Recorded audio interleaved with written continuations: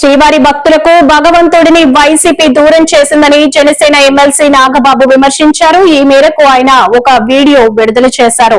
తిరుమల కొండపై వైసీపీ దోపిడీ అంతా ఇంత కాదు. గెస్ట్ హౌస్ లో 500కు దొరికే రూమ్ ఛార్జీలు 1000 రూపాయలకు పెంచారు.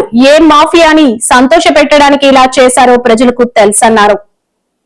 నమస్తే, నేను మీ నాగబాబుని. ఒక సగటు భారతీయుడిని, ఒక హిందువుని.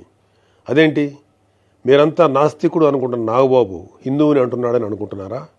ఆదిశంకరుల అద్వైతం, రమణుల ఆత్మజ్ఞానం, వీళ్ళిద్దరూ చెప్పిన నిరాకార స్వరూపమైనటువంటి ఆ పరమాత్మను నమ్ముతాను. హిందువు అనేది ఒక నమ్మకమో ఒక మతమో కాదు, ఇది ధర్మం, మన జీవన విధానం. అవివేకుల్ని అజ్ఞానుల్ని ఎడ్యుకేట్ చేసేలా చెప్పాలంటే ఇది ఒక జియోగ్రాఫికల్ ఐడెంటిటీ కూడా. ఆసేతు హిమాచలం నుంచి హిందూ మహాసాగరం వరకు ఈ పుణ్యభూమిలో పుట్టిన ప్రతి ఒక్కడూ హిందువే. ఈ దేశంలో ఈ ధర్మంలో చార్వాకులు కూడా చోటుంది. కాబట్టి నేను నికార్సైన హిందువుని. నా ధర్మాన్ని గౌరవిస్తూ ఇతరులను కించపరచకుండా బతుకుతున్న ఒక ప్రౌడ్ సనాతన హిందువుని. అందుకే నాకు ఎమ్మెల్సీగా కౌన్సిల్లో మాట్లాడే అవకాశం రాగానే హిందూ మతం కోసం పాటుపడే అర్చకుల చాలని జీతబత్యాల గురించి మాట్లాడాను. మరి వైసీపీ నాయకుల సంగతి ఏంటంటారు? రండి చూద్దాం.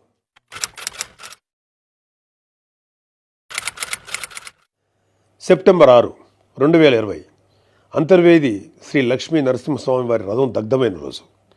రాష్ట్ర వ్యాప్తంగా ఉన్న హిందువులందరి మనోభావాలు దెబ్బతిన్న రోజు. అప్పటి వైసీపీ ప్రభుత్వం ప్రతిపక్షాల ఒత్తిడికి తలొగ్గి కేసుని సిబిఐకి అప్పచెప్తామని చెప్పింది. కట్ చేస్తే 2023లో ఒక హిందూ హక్కుల యాక్టివిస్టు ఆర్టీఐ వేశాడు. దానికి సిబిఐ ఏం సమాధానం చెప్పిందో తెలుసా? అసలు ఈ కేసు మేము టేకప్పే చేయలేదని చెప్పారు. మసిపూసి మారేడికాయ చేయడంలో ఎక్స్పర్ట్స్ అయినటువంటి ఒక్క వైసీపీ నాయకుడైనా దీని మీద మీడియాలో మళ్ళీ మాట్లాడడం చూసారా? అయినా వీళ్ళకి అవతల వాళ్ళ పర్సనల్ జీవితాల మీద ఉన్న ఇంట్రెస్ట్ మన హిందూ దేవాలయాల మీద ఎక్కడ ఉంటుంది?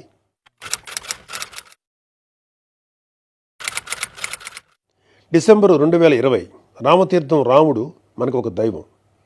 మహావిష్ణువు అవతారం మాత్రమే కాదు, అంతకు మించి ఈ దేశం తాలూకు ఆస్తిత్వం రామకథలో ఉంది. ఒక మనిషి ధార్మికంగా ఎలా బ్రతకాలో రామాయణం చెప్తుంది. రామాయణంలో మారీచుడు చెప్తాడు, రామో విగ్రహవాన్ ధర్మ సాధు సత్య పరాక్రమ అని. ఈ భూమి మీద రాశీభూతమైన ధర్మమే శ్రీరాముడిని నమ్మే జాతి మనది. అలాంటి రాముడి శిరస్సును నరికినా పట్టించుకోని ప్రభుత్వం వైసీపీ ప్రభుత్వం. అప్పటి ప్రభుత్వం ఇన్వెస్టిగేషన్లో చూపించిన నిర్లక్ష్యం వల్ల దీని వెనుకున్న అసలు దోషులను శిక్షించలేక ఏదో నామకే వాస్తే కేసులు పెట్టి దీన్ని నీరు కార్చారు. అయినా మీకు మీ మంత్రులకి రిలీజ్ సినిమాలకు రివ్యూలు ఇవ్వడం మీద ఉన్న శ్రద్ధ రాముడి మీద ఎందుకు ఉంటుంది?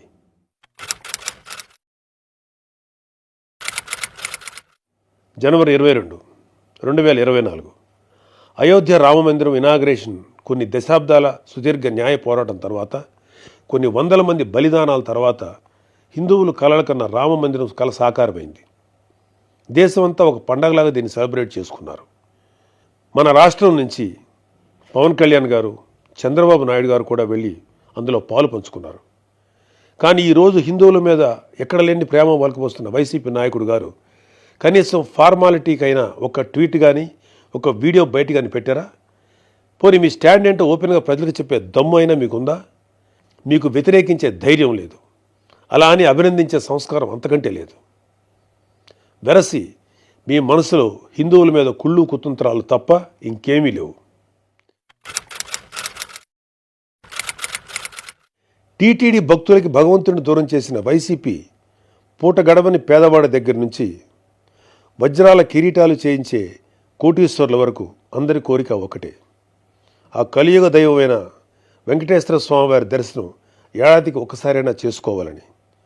ఒక సామాన్య భక్తుడు నెల డబ్బులు కూడబెట్టుకుని మరి ఆయన చూడడానికి కొండ మీదకి వెళ్తాడు. అలాంటి కొండ మీద అకామిడేషన్ ఛార్జీలు మీరు ఒక్కసారి ఎలా పెంచుతారు? నందకం, పాంచజన్యం, కౌస్తుభం, ఒకలామాత గెస్ట్ హౌసుల్లో 500కి దొరికే రూమ్ని 1000కి ఎలా పెంచారు? నారాయణగిరి గెస్ట్ హౌస్లో 1700 రూపాయలు చేశారు. ఇది సామాన్యుణ్ణి భగవంతుడికి దూరం చేసే ప్రయత్నం కదా? నువ్వు ఎవరిని, అదే ఏం మాఫియాని సంతోషపెట్టడానికి ఇది చేసావో అర్థం కానంత అమాయకులు అనుకుంటున్నావా ప్రజలు? దర్శనాలు సేవలు అయితే ఇంకా దారుణం. ఏదో కాయగూరల బేరం ఆడినట్టు 10,000 చెయ్యి, దీన్ని 5,000 చెయ్యంటూ ఎంత నిర్లక్ష్యంగా మీ సుబ్బారెడ్డి బోర్డు మీటింగ్లో మాట్లాడాడో మొత్తం రాష్ట్రం అంతా చూసింది.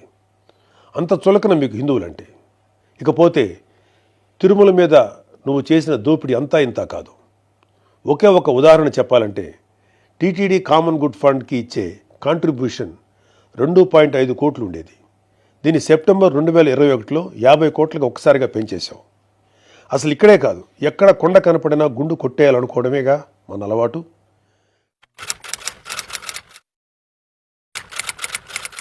Declaration form. ప్రతి రిలీజియస్ ఇన్స్టిట్యూట్కి ఒక సాంప్రదాయం ఉంటుంది. దాన్ని గౌరవించడం మన ధర్మం. యుధా రాజా తదా ప్రజ అంటారు. నాయకులే రూల్స్ ఫాలో కాకపోతే ఇంకా ప్రజలు ఏం ఫాలో అవుతారు? అయినా బాధ్యత గురించి వైసీపీకి చెప్పడం చెవిటోడి చెవిలో శంఖం ఊదినట్టే.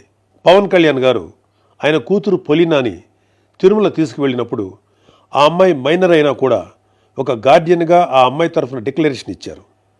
పవన్ కళ్యాణ్ గారి సతీమణి అన్నాగారు కూడా డిక్లరేషన్ ఇచ్చారు. ఇంత ఎందుకు, ఈ దేశ రాష్ట్రపతి అబ్దుల్ కలాం గారు కూడా తిరుమలలో డిక్లరేషన్ ఫామ్ పైన సంతకం చేసి అక్కడి నుంచి సాంప్రదాయాన్ని గౌరవించారు. నువ్వు కలాం గారి కన్నా గొప్పోడివా? డిక్లరేషన్ ఇవ్వకుండా వెళ్ళటమే కాక మీ మంత్రి వచ్చి ఆడి అమ్మ మొగుడు కట్టాడా తిరుపతి గుడి అని అంటాడా?